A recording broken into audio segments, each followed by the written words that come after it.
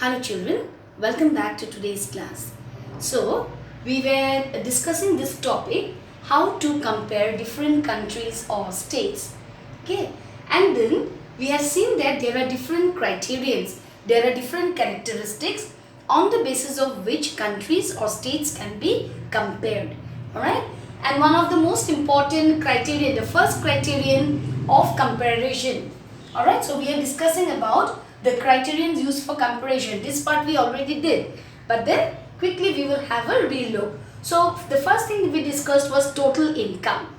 Total income of a country or state is used to compare a nation, a country or a state.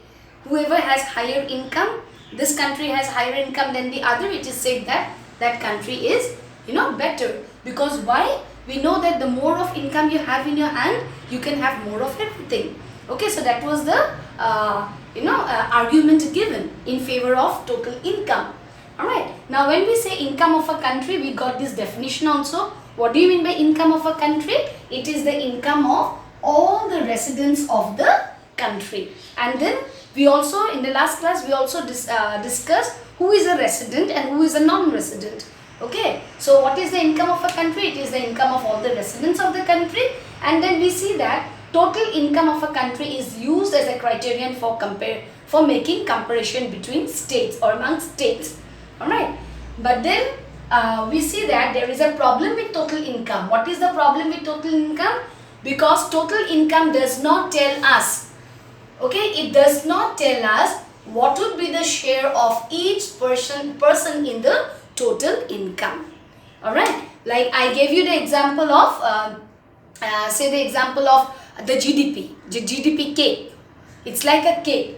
Alright, maybe the total income of a country is very high. There are two countries A and B.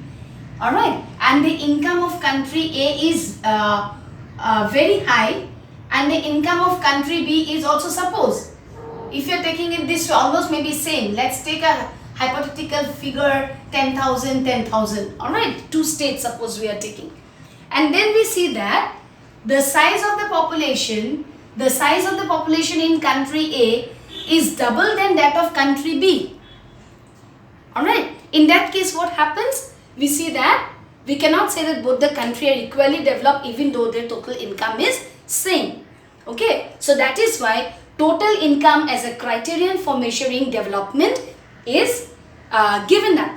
Next comes the criterion for average income. So what is average income? It's the per capita income. How do we calculate per capita income? This also we discussed. It is total income divided by total population of a country or a state. Alright. And then we have seen that the World Bank made use of this criterion. Alright. The World Bank has given a classification of countries as rich countries, then the low income countries, middle income countries. Alright. And then what is the criterion used by the World Bank? They have made use of per capita income of a country to make such classification. So according to the World Bank in their report, the World Development Report, this is how they have classified the countries. Alright, for example, if the PCI is US dollar 12,736 per annum, that is per year and above, such countries are called the rich countries. Yes, and all these rich countries are also called the developed countries.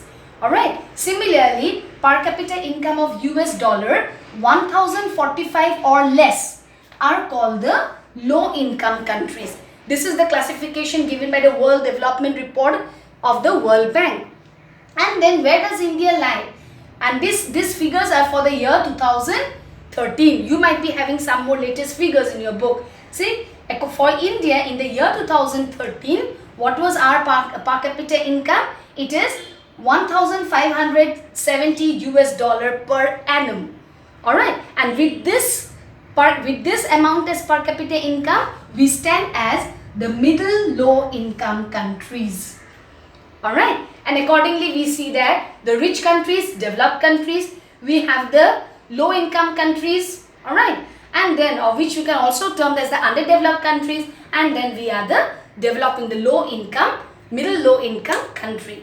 Alright, Now the last part which we discussed in the last class is that we have seen that some countries with this per capita income of 12,736, they are the rich countries and they are also called developed countries. But then all countries, whoever is having per capita income more than this are of course not termed as developed countries. For example, we got Middle East. Alright, and then I stopped there that why Middle East is not included as a not termed as developed countries even though their per capita income is more than this amount. It is because they are lacking in some other social indicators. Alright, what are the social indicators? Maybe literacy rate, or then you can talk of women's equality, alright, democratic participation of the people, etc, etc. Okay, so this is how we see the per capita income is being used by the World Bank to classify countries. Now we have already discussed about two criterions for comparison. One is total income. Total income has a problem. What is the problem? Who would get how much is not shown. What would be the share of the people? The share of each person in the total income of a country is not shown. Similarly, when we are talking of per capita income also has a demerit. What is the demerit? See, it hides disparities. In other words, it does not show how the income is distributed. Okay, it does not show how the income is distributed. Alright, and for this we will take up one example from your textbooks. Okay, so we were saying that average income is having a problem. What is the problem? That it hides disparities. In other words, it does not tell us how the income is distributed. So we are taking one example from your textbook. Alright, page 9, you have this example where we see that there are two countries A and B.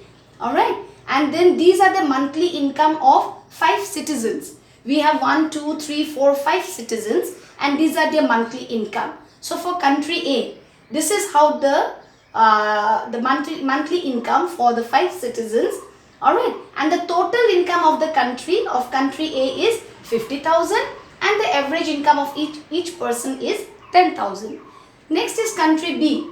These are the monthly income of the 5 citizens. See, 500, 500, 500, 500 and one person getting 48,000, and then we see that total income is 50,000, average income is 10,000. Alright, so what is average income? 50,000 divided by 5, a number of people, so it's 10,000. Now if we take average income as a criterion for comparing countries, we see this both this country A and B is having same average income or PCI of 10,000. So on the basis of this we would say that both the countries are equally developed. Both the countries are equally well off. But if we go to look into the income distribution, if we go to look into to see how the income is distributed among the citizens, we get a very different picture, right? Though the per capita income is same, but the distribution speaks of a very, it gives a very different scenario. Look, for example, if you just get a situation like this, definitely you would like to be in country A. Why? Because in country A, almost out of these 5 person, every person is getting more or less equal number of, equal amount of income. There is not much discrepancy in the distribution of income.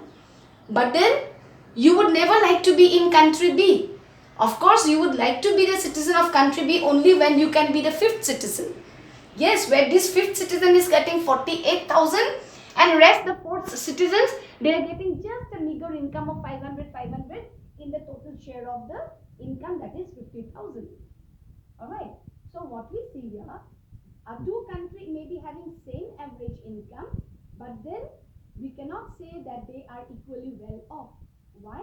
Because this average income is hiding this part. It is not showing how the income is distributed. So every person is well off. In country A and country B, every person is well off. We cannot say that.